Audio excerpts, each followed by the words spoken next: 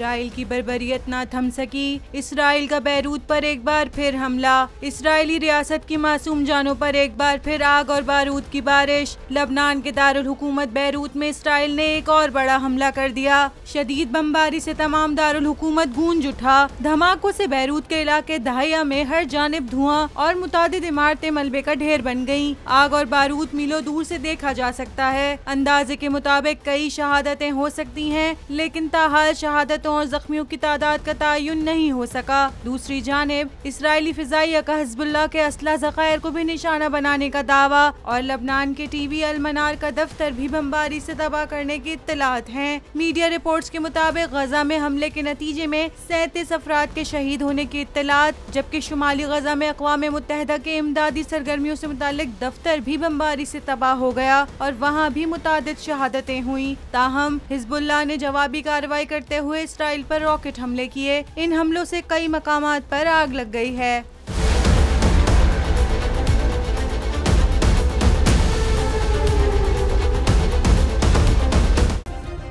Subscribe करें और bell दबाएं ताकि कोई खबर रह न जाए।